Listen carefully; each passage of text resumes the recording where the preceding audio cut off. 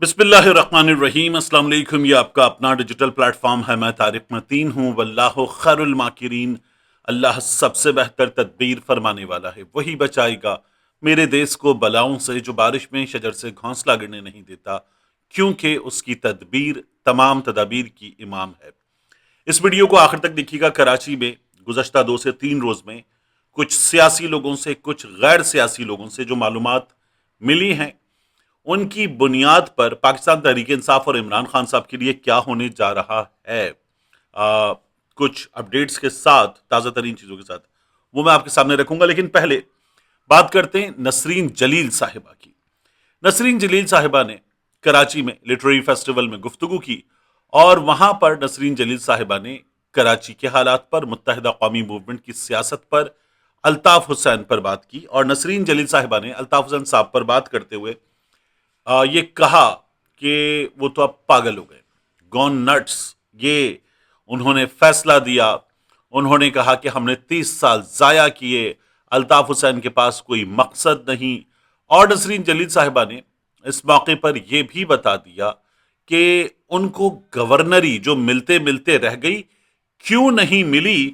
नसरीन जलील साहिबा ने इस बारे में भी बात की। नसरीन जलील साहिबा जो हैं, वो क्या कहती हैं अल्ताफ हुसैन साहब के बारे में, ये सबसे पहले सुनिए, फिर इस पर मजीद बात करते हैं। क्योंकि उसके बाद एक तूफान आया है सोशल मीडिया पर और नसरीन जलील साहिबा के इस बयान पर बात की जा रही है। देखिए कि एमक्यूएम ने जो पॉलिटिक्स की, उसका सबसे ज्यादा नुकसान कराची को हुआ, अर्बन सिंध को हुआ और खुद एमक्यूएम को हुआ।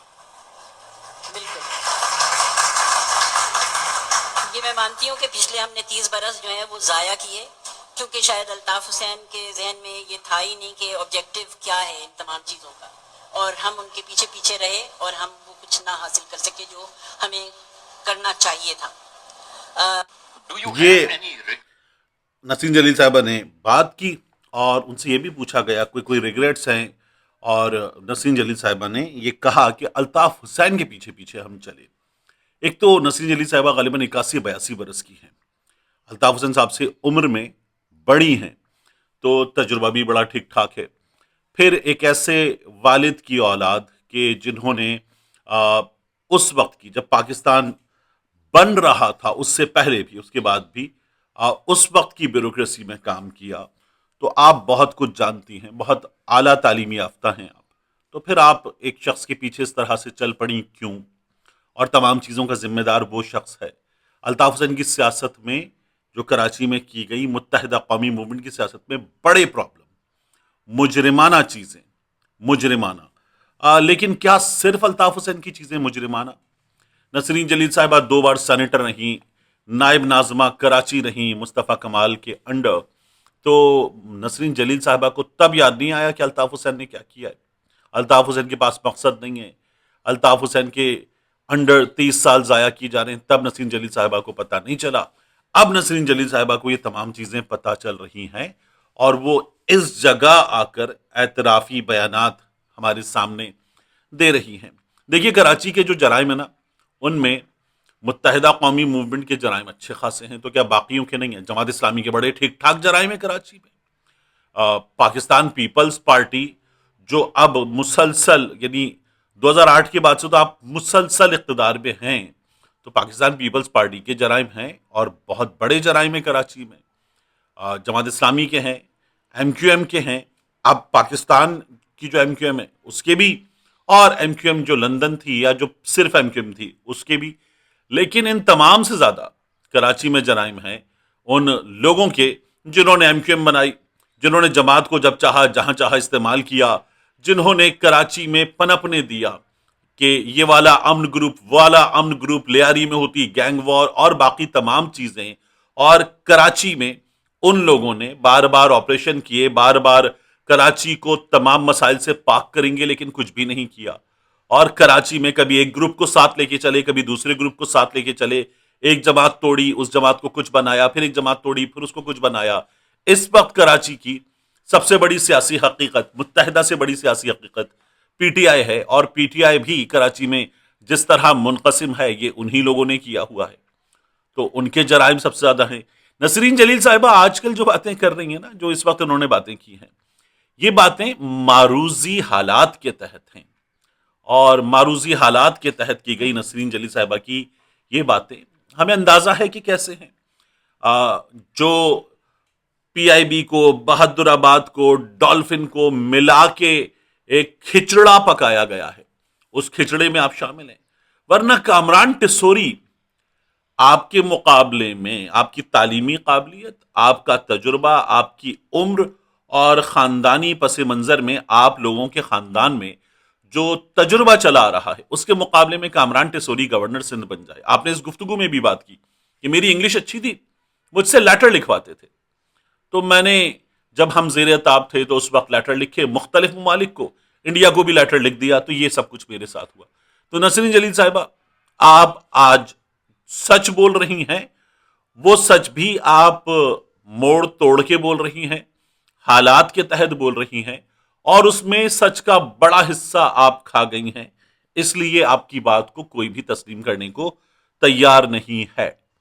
دوسرا میں آپ سے عرض کروں کہ یو کے میں ایک بہت بڑی چیز ہوئی.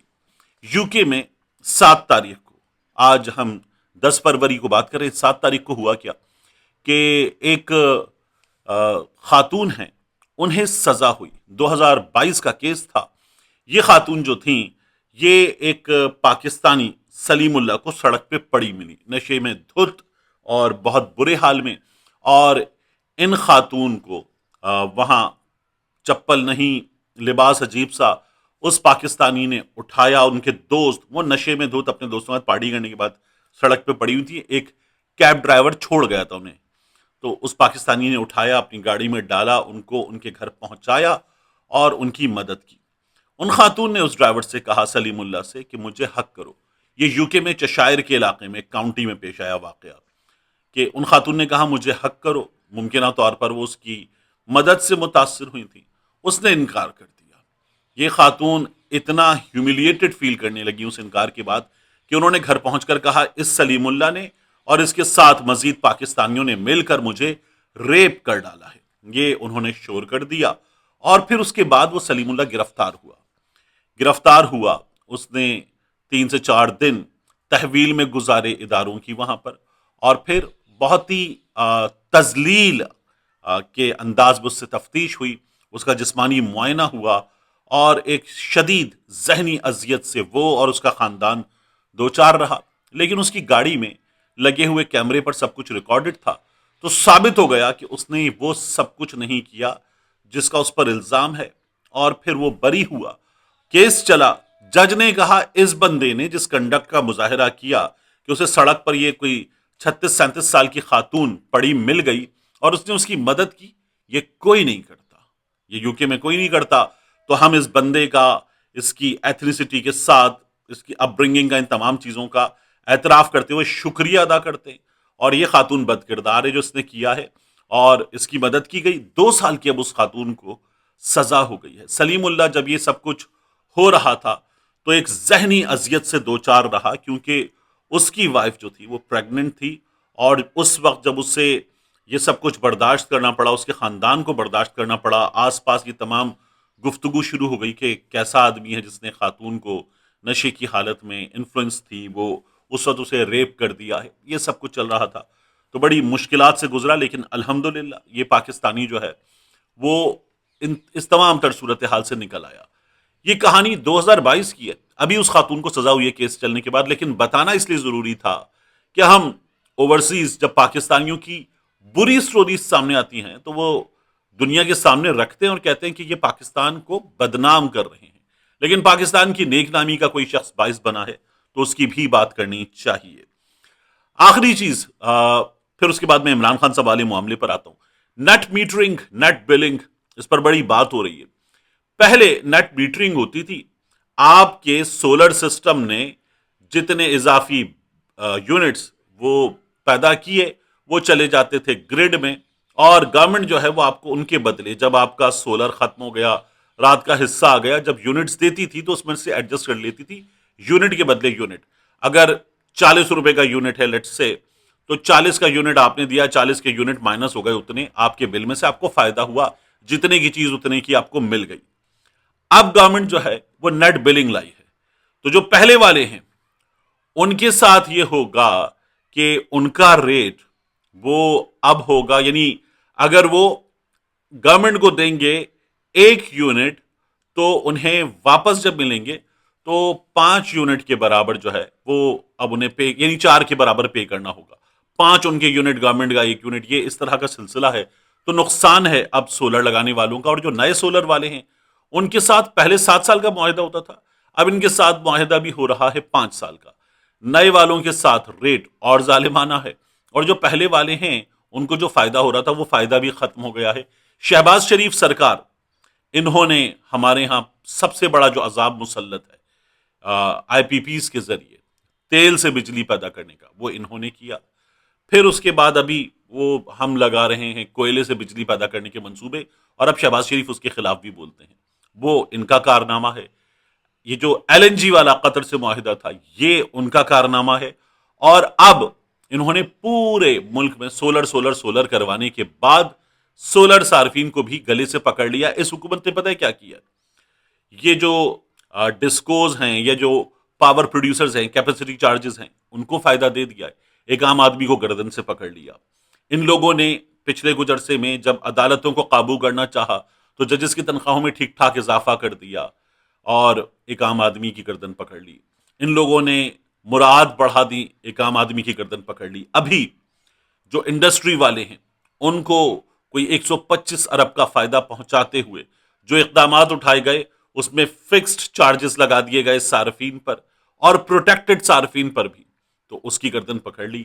یہ ایک ایسی سرکار ہے جو ایک عام آدمی کی دشمن سرکار ہے. اسے کہتے ہیں فتنہ حکومت، اور اسی لیے کہتے ہیں فتنے کا سر کچلنا چاہیے. عمران خان صاحب کے معاملے میں نے آپ سے عرض کیا تھا کہ کیا چیزیں ہیں جو پتہ چل رہی ہیں.